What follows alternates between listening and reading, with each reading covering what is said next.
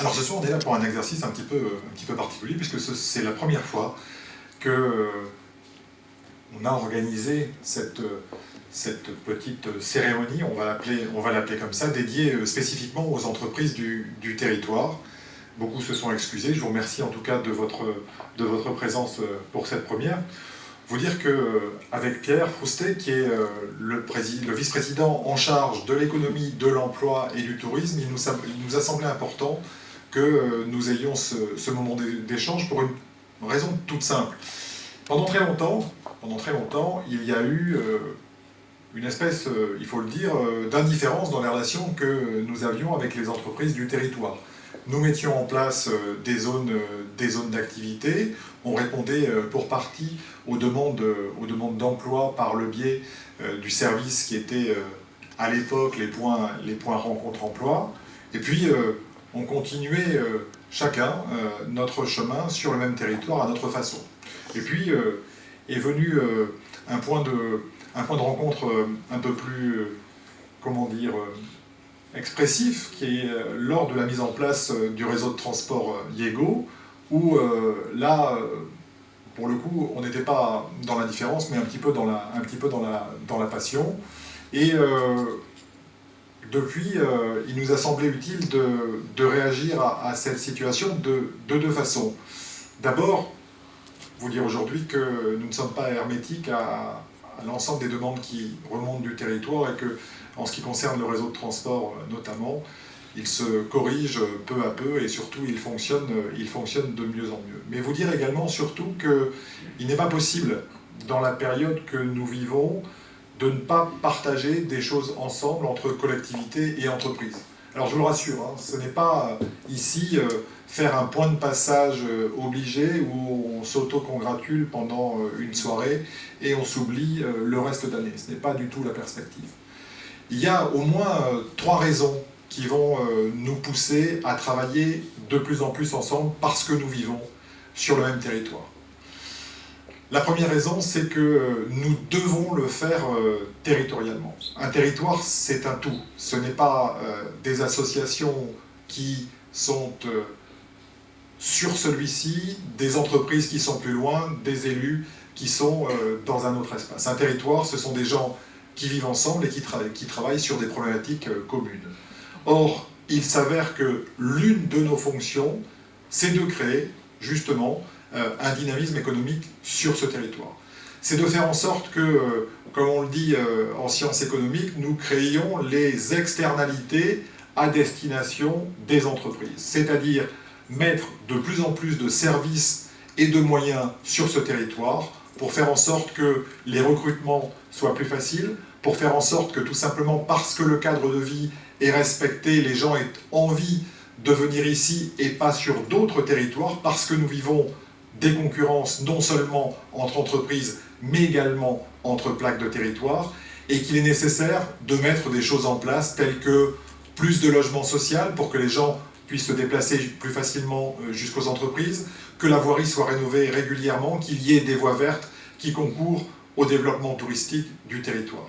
Territorialement, il est nécessaire que nous échangions ensemble sur les politiques que nous sommes ou que nous pouvons mener. Et puis, il y a une autre raison, et vous le savez sans doute, elle est institutionnelle.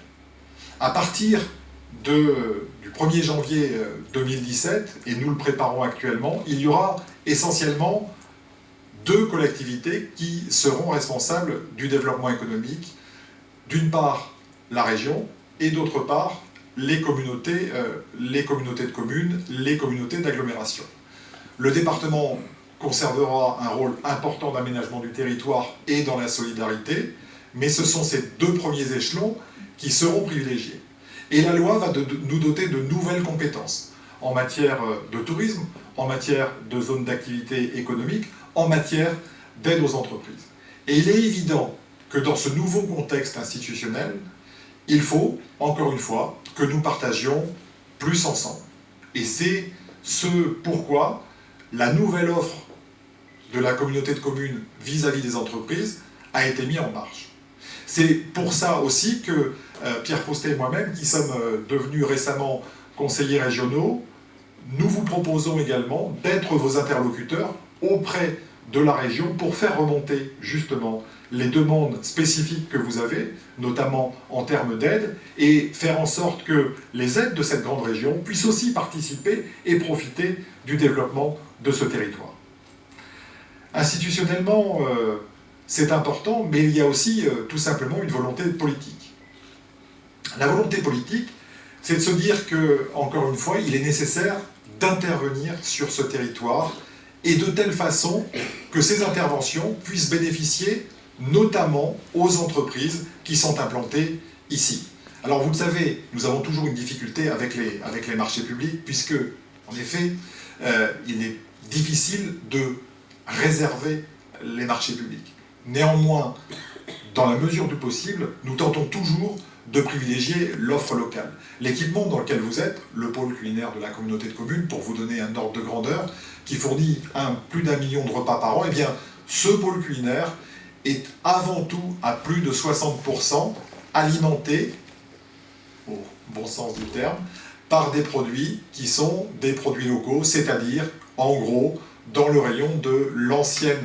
région Aquitaine, et puis surtout, pratiquement entre 30-35% qui viennent d'un territoire dans un rayon de 50 km autour de la communauté de communes. Les investissements qui vont être réalisés cette année sont aussi tournés vers les entreprises. Cette année, nous avons voté, par exemple, 16 millions d'investissements pour l'année 2016. Nous allons le faire au budget, ça a été proposé aux orientations budgétaires pour les élus. Vous donnez aussi un ordre de grandeur en ce qui concerne, par exemple, l'investissement sur les voiries ou sur les voies vertes. Celui-ci va représenter près de 35 millions sur 5 ans, et bien entendu, là encore, quand nous le pourrons, nous privilégierons l'action des entreprises locales. Nous avons aussi fait en sorte que, en étant territoire à énergie positive, avec les contacts que nous prendrons avec les artisans, eh bien, nous soyons à même de mettre en place une nouvelle dynamique sur le territoire communautaire, parce que on a deux économies qui actuellement survivent. Une vieille économie qui a encore des difficultés et qui malheureusement ne fonctionne pas comme nous le souhaiterions les uns et les autres. Et puis il y a une nouvelle économie qui apparaît, et il nous a semblé que c'était à nous de la relayer en matière de rénovation énergétique, en matière de nouveaux logements, et c'est pour ça que également nous allons contribuer fortement à la construction de logements, et notamment de logements à prix maîtrisé sur ce territoire. Vous dire enfin que les préoccupations qui sont les vôtres sont aussi les nôtres, parce que, je vous le dis, on est intrinsèquement liés. Sur un territoire, il n'y a pas le dessous et le dessus du tapis. Il y a un tapis. Et ce tapis, c'est ce que nous tissons ensemble au quotidien. Et on sait qu'il y a des difficultés qui existent, notamment pour les entreprises, qu'il y a toujours un problème de climat économique, et vous dire également que nous nous sommes engagés cette année, d'une part, à ne pas augmenter la fiscalité entreprise, et vous allez, entre guillemets, je ne sais pas si on peut en parler comme ça, mais bénéficier d'un taux de cotisation foncière des entreprises de 25,9%. Si vous regardez dans les Landes et au-delà du territoire, vous constaterez que pour une communauté de plus de 25 000 habitants, c'est le taux le plus faible dans les Landes. Si on va un petit peu vers le sud, c'est plus de 7 points en plus. Si on va un petit peu ailleurs, c'est plus de 4 points. Il y a eu une volonté de la part des élus de maintenir cette fiscalité parce qu'elle nous semble incitative, et puis vous dire également qu'il n'y aura pas d'augmentation des bases mini de CFE, alors que nous aurions pu le faire, parce que nous estimons que c'est aussi notre rôle de soutenir le développement économique à travers la politique fiscale de la collectivité. Je n'irai pas plus loin, Pierre va vous donner quelques détails sur la nouvelle offre économique de la communauté. Vous dire que sur ce territoire, il y a pratiquement 6900 établissements qui représentent en gros 17,5% des entreprises du territoire départemental. Ça fait plus de 18 000 emplois sur le territoire de la communauté de communes. Et malgré tout, vous le savez, il y a un taux de chômage qui est toujours important. Nous espérons tout simplement que les projets que, je pense, nous allons arriver à débloquer, qu'ils soient situés à Cabreton ou sur Atlantis Sud, permettront de créer une nouvelle dynamique. Mais nous ne sommes, encore une fois, qu'un élément de cette dynamique. Et je sais que l'élément le plus important dans l'avancée du territoire, c'est tout simplement ce que vous représentez et ce que vous faites au quotidien. Alors je vous le disais, cette cérémonie des vœux n'est pas un point de passage, obligé, c'est simplement aussi une façon de vous remercier de ce que vous faites pour ce territoire, de ce que vous faites pour vos salariés, et de vous dire que dans la perspective non seulement des transformations institutionnelles dont je vous ai parlé, mais également dans la perspective d'avenir que nous partageons collectivement, je souhaite que cette cérémonie de vœux aux entreprises soit un point de départ pour 2016 comme pour les autres années. Je vous remercie à nouveau de votre présence et puis au nom du Conseil communautaire, je vous présente, parce que c'est l'usage, mes meilleurs vœux alors, de santé, de solidarité et puis surtout,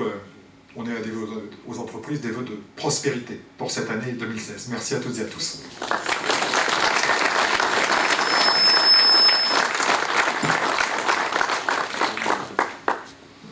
Bien, merci Monsieur le Président, merci à tous, bonsoir à tous. Donc je vais être assez bref parce que je pense que les discours les plus importants sont souvent les plus courts. Donc j'avais prévu un texte mais je ne peux pas le lire, j'ai oublié mes lunettes, donc ça va être encore plus rapide. Alors ce que je vais vous dire, c'est peut-être effectivement comme l'a dit le film et surtout comme l'a énoncé Eric, depuis quelques mois, nous avons donc élaboré une stratégie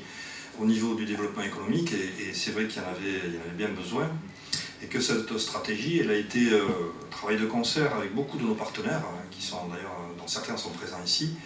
et aussi grâce au travail qui a été effectué en interne par le service de développement économique, qui est un service qui n'est pas très étoffé, mais plein de compétences, et à ce titre-là, je voudrais déjà les remercier pour le travail qui a été fait. Alors notre stratégie, elle s'est développée autour de 3 axes principaux. Le premier,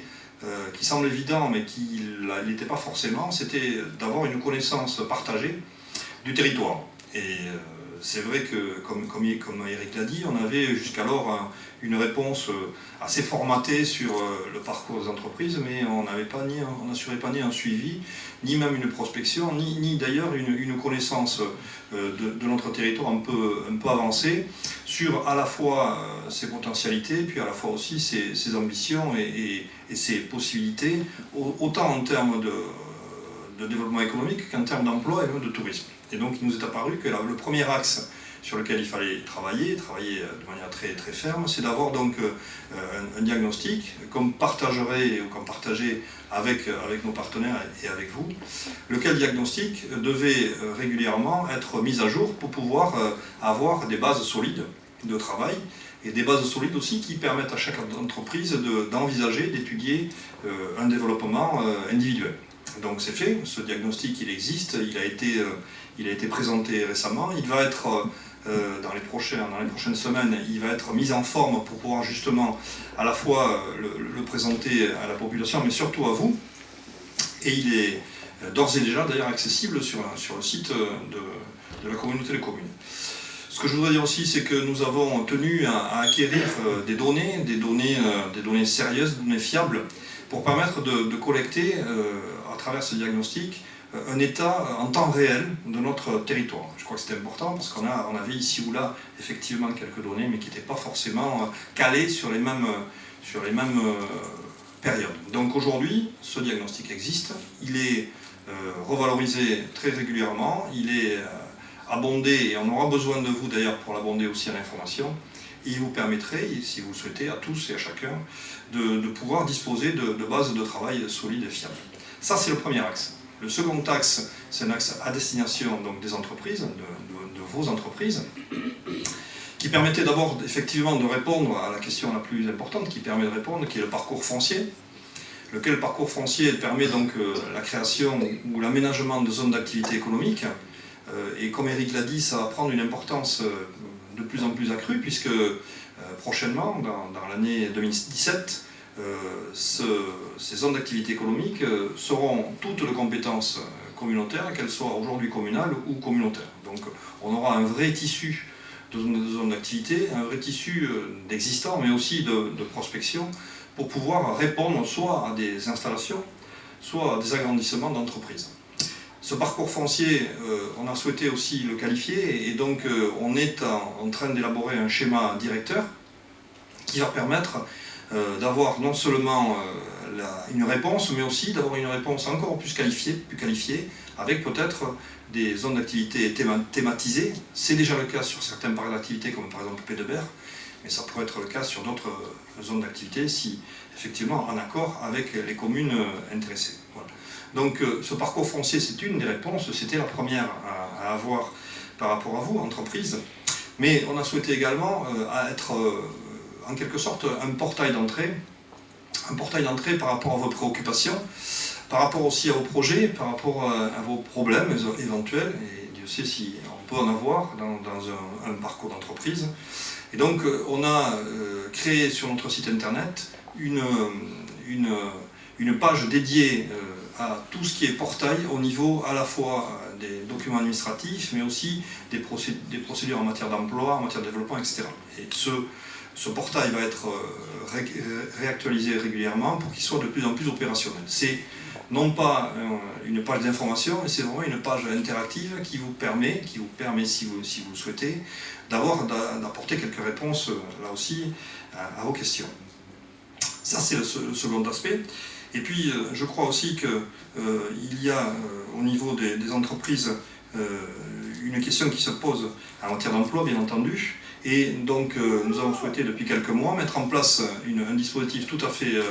particulier, tout à fait spécifique, qui s'appelle la GPECT, c'est-à-dire la gestion prévisionnelle des emplois et des compétences sur notre territoire, qui va permettre donc au service de développement économique de venir vous voir individuellement pour savoir quelles sont vos perspectives en termes d'emploi, quels sont les secteurs qui sont, comme on dit, en tension, c'est-à-dire peut-être qui ne répondent pas à vos besoins en termes d'emploi, et donc d'élaborer avec les partenaires